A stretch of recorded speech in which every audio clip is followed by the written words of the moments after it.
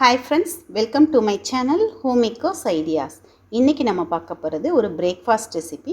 இந்த ரெசிபிக்கு பேர் மண்டக்கி. இது வந்து நார்த் கர்நாடகா ஸ்பெஷல் ரெசிபி. இது செய்யறது ரொம்ப ஈஸி. இதனுடைய மெயின் இன்கிரிடியன்ட்ஸ் வந்து பொரி தான். இது எப்படி செய்யலாம்னு பார்க்கலாம்.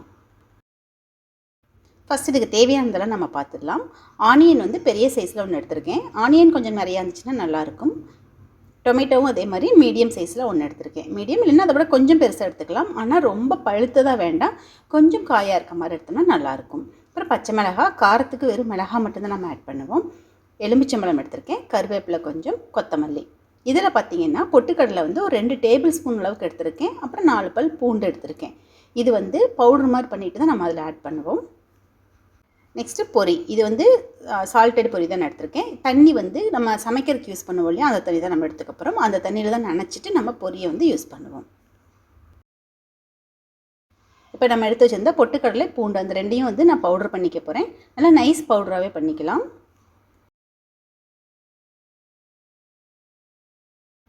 இது போல் நல்லா நைஸ் பவுடராக அரைச்சி எடுத்துக்கலாம். பூண்டு வந்து நான் தோலோடு தான் ஆட் பண்ணேன். தோலில் நிறைய ஃபைபர் இருக்குது, ரொம்பவுமே நல்லதும் கூட. இப்போ பொரியை வந்து நம்ம இம்மீடியட்டாக தண்ணியில் போட்டு நனைச்சிடக்கூடாது. இந்த ஆனியன், டொமேட்டோ எல்லாம் வதங்கினதுக்கு அப்புறமேட்டுக்கு தான் நம்ம வந்து பொரியை தண்ணியில் போடணும். இப்போ நம்ம ஆனியன், டொமேட்டோ எல்லாமே கட் பண்ணிக்கலாம். இதில் வந்து எல்லாத்தையுமே வந்து நல்லா ஃபைனாக சாப் பண்ணிக்கலாம். இந்த ரெசிபி பார்த்திங்கன்னா எனக்கு வந்து பெங்களூரில் இருக்கும்போது என்னோடய நெய்பர், அவங்க என்னுடைய க்ளோஸ் ஃப்ரெண்டு, அவங்க சொல்லி கொடுத்தது தான் இந்த ரெசிபி. இந்த ரெசிபி சாப்பிட்றதுக்கு அவ்வளோ டேஸ்ட்டாக இருக்கும். வீக்கெண்டில் கண்டிப்பாக நீங்கள் கூட ட்ரை பண்ணி பாருங்கள். ஏன்னா இது நல்லா சூடாக செஞ்சோன்னு சாப்பிட்டோம்னா அவ்வளோ டேஸ்ட்டாக இருக்கும். நல்லா ஃபைனாக சாப் பண்ணிக்கணும். பாருங்கள், இப்போ டொமேட்டோ, ஆனியன், சில்லி எல்லாமே நான் கட் பண்ணிட்டேன். இது போல் நல்லா கட் பண்ணி எடுத்துக்கலாம். இப்போது பாத்திரம் சூடான உடனே ஆயில் ஆட் பண்ணுறேன். ஆனியன், டொமேட்டோ வதங்குற அளவுக்கு நம்ம ஆயில் ஆட் பண்ணோம்னா போதும். ஆயில் நல்லா சூடானதும் கடுகு ஆட் பண்ணிக்கிறேன்.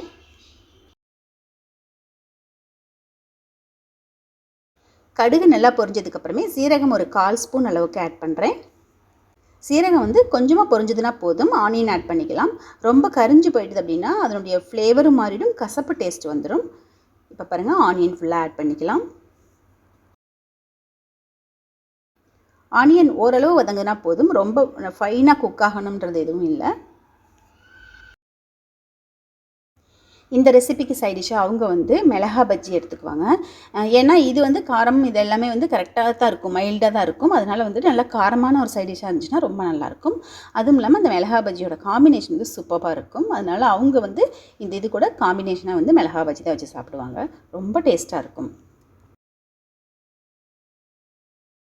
இது போல் ஆனியன் ஓரளவு வதங்கினதுக்கப்புறமே கருவேப்பிலையும் பச்சை மிளகாவையும் ஆட் பண்ணிக்கலாம். கருவேப்பிலை நல்ல ஃப்ளேவர் கொடுக்கும், எனக்கு ரொம்ப பிடிக்கும். இந்த மாதிரி சமயத்தில் சீசனிங் டைமில் நம்ம ஆட் பண்ணுற கருவேப்பிலையோட ஃப்ளேவரும் அது நல்லா கிறிஸ்பாயிட்டு நல்லாயிருக்கும் சாப்பிட்றதுக்கு. அதனால் கருவேப்பிலையும் பச்சை மிளகாவும் ஆட் பண்ணிவிட்டு வதக்கிக்கலாம். பச்சை மிளகாவை இந்த மாதிரி சின்ன சின்னதாக கட் பண்ணியும் போடலாம், இல்லைன்னா ஒன்று பாதியமாக பேஸ்ட் மாதிரி பண்ணிவிட்டு கூட நீங்கள் வந்து போட்டுக்கலாம். அதிலே கொஞ்சமாக வந்து மஞ்சள் பொடி ஆட் பண்ணுறேன். வீட்டில் அரைச்ச மஞ்சள் பொடி தான், கொஞ்சமாக தான் ஆட் பண்ணியிருக்கேன். சின்ன ஸ்பூனில் ஒரு 1/2 ஸ்பூன் ஆட் பண்ணினேன். எவ்வளோ கலர் வந்திருக்கு பாருங்கள்.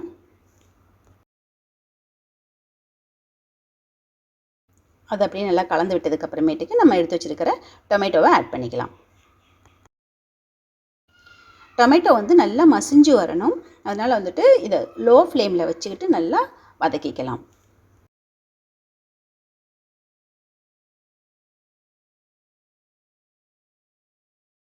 இப்போ நான் வந்து ஆனியன், டொமேட்டோக்கு தகுந்த அளவுக்கு மட்டும் சால்ட் ஆட் பண்ணுறேன். ஏன்னா பொரியில் பார்த்திங்கன்னா சால்ட் அதிகமான பொரி இருக்குது, சால்ட்டு கம்மியாக இருக்குது, இல்லைன்னா சால்ட்டே இல்லாத பொரியும் கூட இருக்குது. ஸோ நம்மக்கிட்ட எந்த மாதிரி பொரி இருக்குன்றது தெரிஞ்சுட்டு அதுக்கு தகுந்த மாதிரி நம்ம சால்ட் வந்து ஆட் பண்ணிக்கணும். அது அப்படியே நல்லா கலந்து விட்டுட்டு லோ ஃப்ளேமில் வச்சுட்டு க்ளோஸ் பண்ணிடலாம். டொமேட்டோ நல்லா வதங்கணும். பாருங்கள், டொமேட்டோ இன்னுமே கூட கொஞ்சம் வதங்கணும். கொஞ்சம் கொஞ்சம் முழுசாக இருக்க மாதிரி இருக்குது. அதெல்லாம் மசிகிற அளவுக்கு நல்லா வதங்கணும்.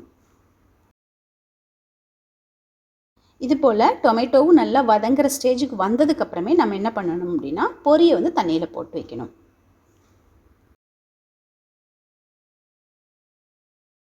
பொரி இதில் பார்த்தீங்கன்னா ஒரு 1/2 kg அளவுக்கு இருக்குது. நான் இதில் பாதி எடுத்துக்க போகிறேன்.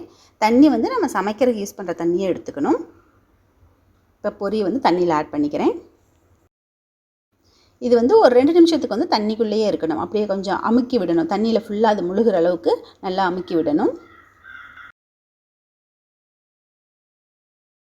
பொரி வந்து சும்மா நம்ம பார்க்குறதுக்கு நிறையா இருக்கிற மாதிரி இருக்கும். அது தண்ணியில் நனைச்சதுக்கப்புறமே கொஞ்சமாக ஆகிடும். ஸோ அதனால் நமக்கு எவ்வளோ தேவைப்படுமோ அதுக்கு தகுந்த அளவுக்கு நம்ம வந்து பொரி ஆட் பண்ணிக்கலாம்.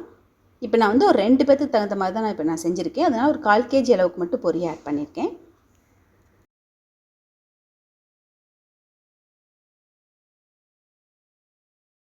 இது போல் எல்லா பொரியிலையுமே தண்ணி படுற மாதிரி நல்லா அமுக்கிட்டு ஒரு 2 நிமிஷம் அப்படியே விட்டுடலாம்.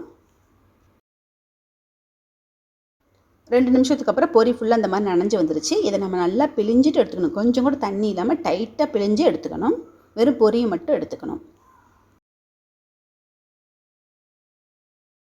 சப்போஸ் பிரேக்ஃபாஸ்ட் ரெடி பண்ணுறதுக்கு இட்லி தோசை மாவு இல்லைனாவோ, இல்லைனா பிரேக்ஃபாஸ்ட்டுக்கு மட்டும்தான் சிம்பிளாக ஒரு ரெசிபி ரெடி பண்ணணும் அப்படிங்கும்போது கண்டிப்பாக நீங்கள் இதை ட்ரை பண்ணி பாருங்கள்.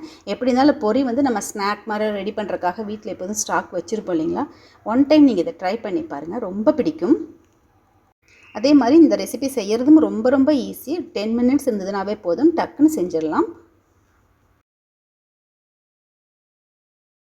இது போல் எல்லா பொரியும் நல்லா பிழிஞ்சு எடுத்துக்கலாம். அதுக்குள்ளே டொமேட்டோவும் நல்லா வதங்கிடும்.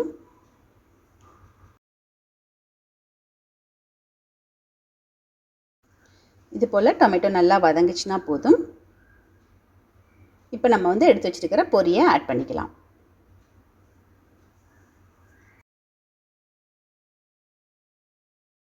இப்போ இந்த பொரியிலேயே நம்ம ஏற்கனவே பவுட்ரு பண்ணி வச்சுருந்தோம் இல்லைங்களா, பொட்டுக்கடலையும் பூண்டும் போட்டுட்டு அந்த பவுடர்லேருந்து ஒரு 3 ஸ்பூன் அளவுக்கு நான் ஆட் பண்ணுறேன்.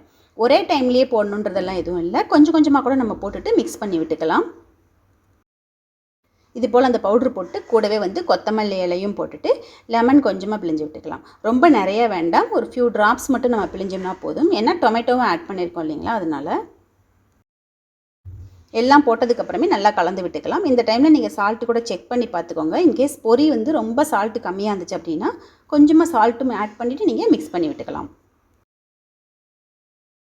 இது போல் நல்லா கலந்து விட்டதுக்கப்புறமே நம்ம லிட் போட்டுட்டு ஒரு 10 செகண்ட்ஸ் மட்டும் க்ளோஸ் பண்ணி வச்சோம்னா போதும். ரொம்ப நேரம் வேண்டியதில்லை, ஒரு 10 செகண்ட்ஸ் மட்டும் வச்சோம்னா போதும்.